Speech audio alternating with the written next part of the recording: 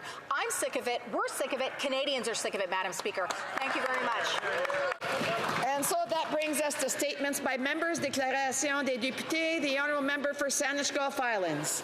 Thank you, Madam Speaker. 24 hours ago, we gathered in this place. Some of us worried. Order. I'm going to get the honourable member for Saanich Gulf Islands to start again. I want to remind members that the House is in session. I would ask those who are entering to please keep the level down. Those who want to have conversations to please take it out in the lobby. The honourable member for Saanich Gulf Islands. Thank you, Madam Speaker. It was only 24 hours ago that we gathered in this place, shaken by news that sounded like it might have been about terrorism, an explosion on the bridge. We were worried. The Prime Minister told us it was time to ask questions to find out what had happened. But the word terrorism was in the air, and some sought to achieve partisan advantage by jumping on the word and trying to achieve goals for their Republican presidential nomination. Sorry. Mr. Ramaswamy. Order. I want to remind members that this is statements by members, and there's no opportunity for questions and comments during this, and I would ask them to please give the respect to the person who has the floor. They may not be in agreement to what is happening or what is being said, but again, you know, there is no time for questions and comments. Once again, I'm going to get the honourable member to start over her question. Thank you, Madam Speaker. Her statement.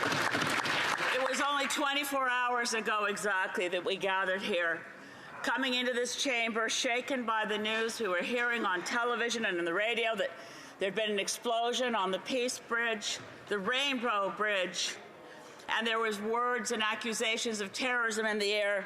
We didn't know much. But as we gathered here, I was grateful the Prime Minister told us he was seeking answers, that authorities were trying to find out what had happened. But in those moments when terrorism was a rumor, some chose to seek partisan advantage by jumping on those words. I refer, of course, to the presidential nomination candidate in the United States for the Republican Party, Mr. Ramaswamy, who once again fanned flames in the United States to blame Canada for an accusation of terrorism that was false. And so today, as we gather here, let us remember the importance and the wisdom of leaders who wait for the answers, who sow seeds, which we must all do, sow the seeds for calm, for peace, for compassion, and for justice.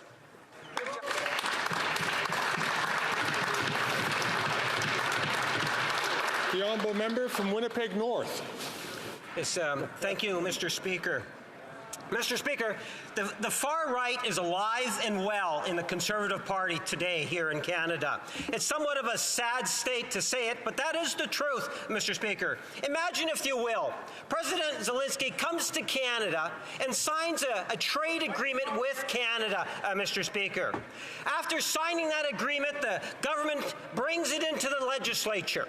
The Conservative Party does what it can to filibuster and prevent the vote. Now we know why, Mr. Speaker. Because the far right within the Conservative Party spearheaded the Conservative Party to vote against a trade agreement between Canada and Ukraine.